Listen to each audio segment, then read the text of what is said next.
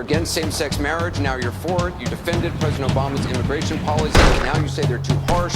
You supported his trade deal dozens of times. You even called it the gold standard. Now, suddenly last week, you're against it. Will you say anything to get elected?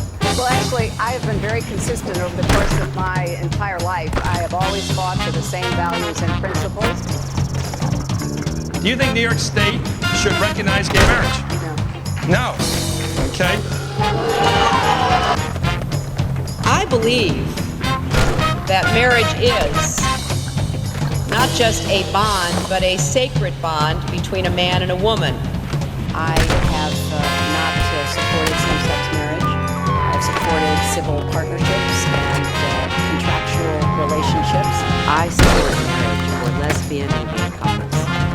I support it personally and as a matter of policy and law. So you're saying your opinion on gay marriage, or you changed your mind?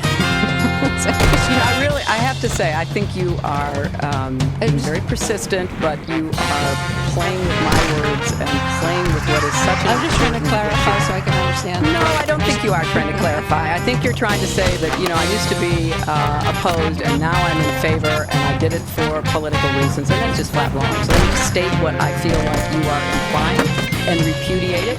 I have a strong record. I have a great commitment to this issue, and I'm proud of what I've done and the progress we're making.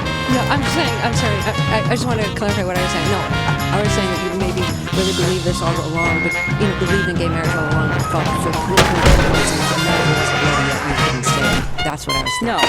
No, that is not true. It really is great how long you've supported gay marriage. Yes. I could have supported it sooner.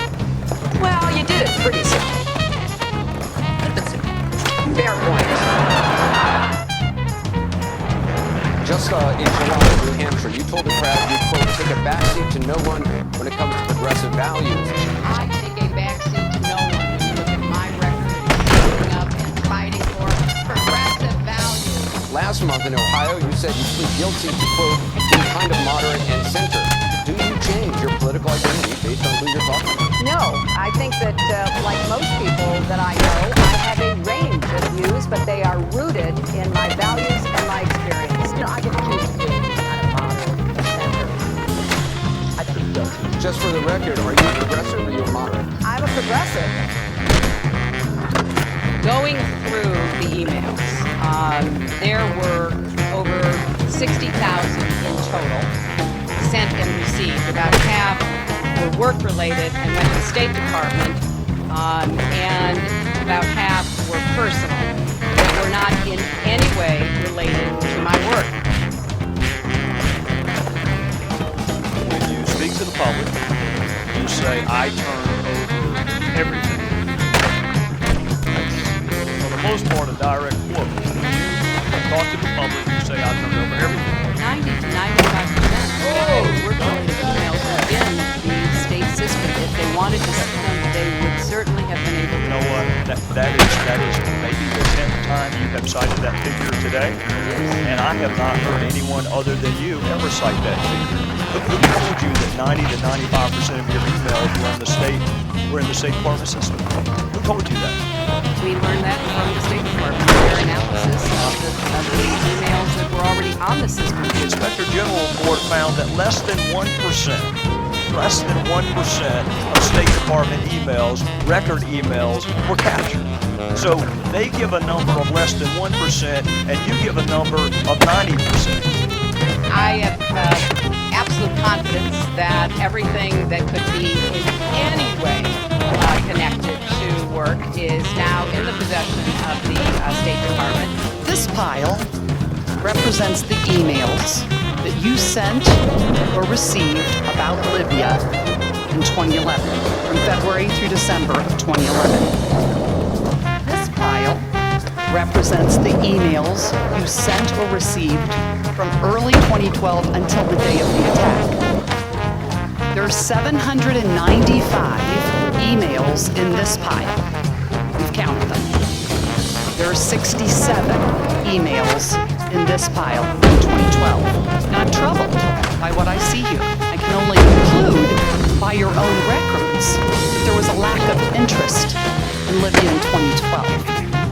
The server contains personal communications from my husband and me. The whole time I got on the internet, I get 2 emails. From the reservation. Otherwise, I found people said embarrassing things on emails. I didn't want to do that.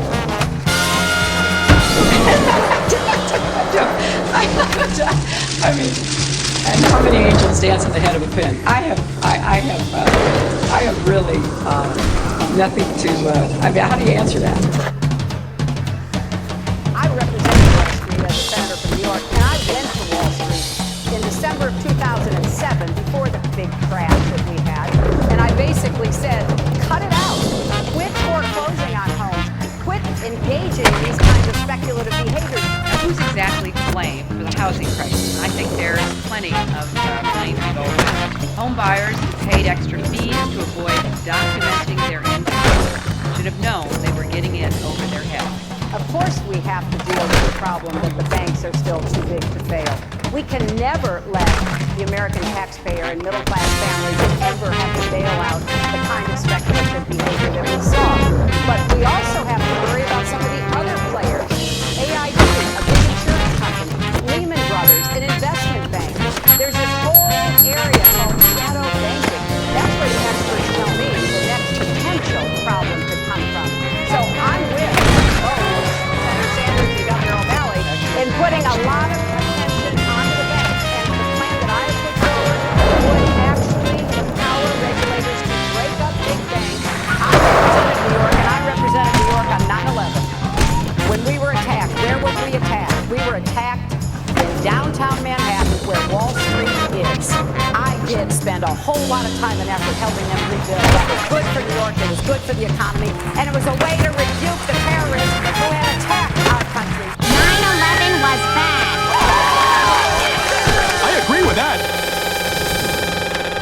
Time and time again, you hear one thing in speeches, and then you see a campaign that has the worst kind of tactics, reminiscent of the same sort of Republican attacks on Democrats. Well, I am here to say that it is not only wrong, but it is undermining core democratic principles.